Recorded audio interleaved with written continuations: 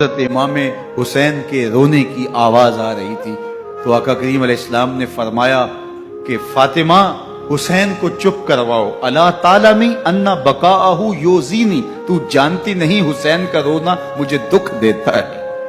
حسین ابن علی کو حضور رونے نہیں دیتے تھے، ان کو دکھی نہیں ہونے دیتے تھے، کیونکہ رسول اللہ صلی اللہ علیہ وسلم جانتے تھے کہ یہ کتنے دکھ سہے گا، کتنی تکلیفوں سے گزرے گا اور کتنے مصائب سہے گا۔ زمانے نے وہ گھڑیاں بھی دیکھی کہ حضرت حذیفہ بن یمان رضی اللہ تعالیٰ عنہ فرماتے ہیں کہ میں حضور کی خدمت میں نماز مغرب کی ادائیگی کے لیے حاضر ہوا، اور میں نے یہ اجازت خاص طور پہ اپنی ماں سے اس شرط پہ لی تھی کہ امی آپ مجھے اجازت دیں، میں حضور کی خدمت میں حاضر ہوتا ہوں، مغرب کی نماز بھی ادا کروں گا اور پھر حضور سے عرض کروں گا حضور میرے لیے اور میری ماں کے لیے بخشش کی دعا کر دیجئے۔ ماں نے اس شرط پہ اجازت دے دی اور میں حضور کی خدمت میں آ گیا، نماز مغرب ادا کی، سلام پھرا تو میرے دل میں آرزو تھی میں حضور سے عرض کروں حضور میرے لیے اور میری ماں کے لیے مغفرت کی، بخشش کی دعا کر دیں، لیکن حضور عبادات میں، ذکر میں، نوافل میں ایسے مشغول ہوئے کہ میں آرزو رکھنے کے باوجود بھی عرض نہ کر سکا۔ خیر نماز عشاء کا وقت ہوا، اذان پکاری گئی، حضور مصلی پہ آئے، نماز پڑھی، سلام پھرا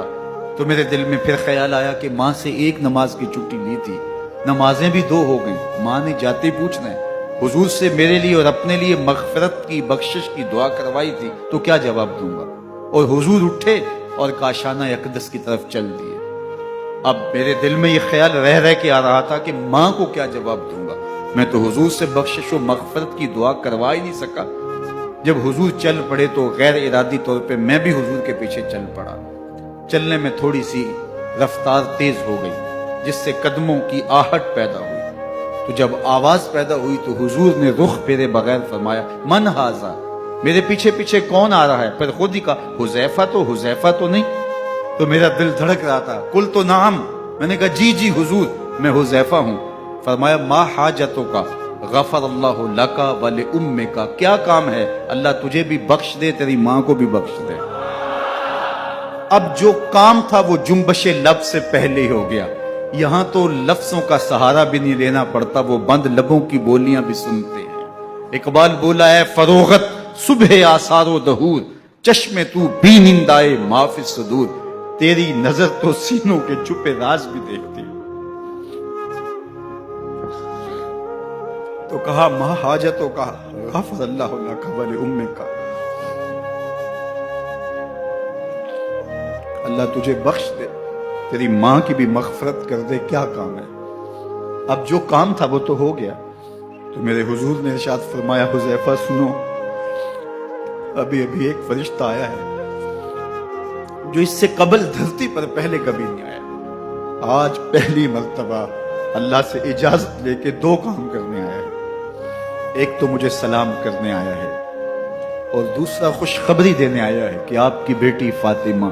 جنتی عورتوں کی سردار ہے اور حسن اور حسین جنتی جوانوں کے سردار۔ ایک طرف یزید ناپاک محسون کا پلیت بیٹا اور ایک طرف محمد عربی کا نواسا، فاطمہ کے دودھ کا اثر، علی المرتضی کے خون کی تاثیر، رسول اللہ صلی اللہ علیہ وسلم کے کندھوں پہ بیٹھنے والا۔ ایک دن حضور نے امام حسین رضی اللہ تعالیٰ عنہ کے ہاتھ پکڑ لیے اور ان کے پاؤں اپنے پاؤں پہ رکھے اور پھر فرمایا بیٹے آگے بڑھو، اور ان کے پاؤں حضور کی پنڈلیوں پہ آئے، پھر کہا بیٹے اور آگے بڑھو، حتیٰ کہ ان کے پاؤں حضور کی رانوں پہ آئے، پھر فرمایا بیٹا اور آگے بڑھو، تو ان کے پاؤں حضور کے مبارک بطن اقدس پہ آئے، پھر بازوں کو کھینچ کے اپنے قریب کیا اور حسین ابن علی کے منہ میں اپنی زبان رکھ دی، اور وہ اس طرح چوس رہے تھے جس طرح کھجور چوسی جاتی ہے۔ تو اللہ کے محبوب علیہ السلام نے حسین ابن علی کو اپنی زبان کا لعاب دہن دے کر کے، وہ شیر رحمت دے کر کے، وہ کوثر و تسلیم سے پاکیزہ تر آب رحمت عطا کر کے ان کی ہمیشہ کے لیے پیاس بجھا دی، تاکہ کل کربلا کے تپتے ہوئے ریگزار میں حسین ابن علی کو پیاس کی شدت تنگ نہ کرے اور پائے استقلال میں لغزش نہ آنے پائے۔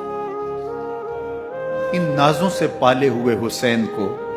ان محبتوں سے پالے ہوئے حسین ابن علی کو امتحان بھی اتنے بڑے درپیش تھے۔ یاری تیری سونا پر ازمیشاں تیریاں اگ، سونا پرکھیا جامدہ ہے نال اگاں دے لگ۔ جتنا بڑا شخص ہوتا ہے اتنی آزمائشیں بھی بڑی ہوتی ہیں۔ پیغمبر رحمت کی آغوش میں کھیلنے والا، حجرہ فاطمہ کا جانشین، مصلی رسول کا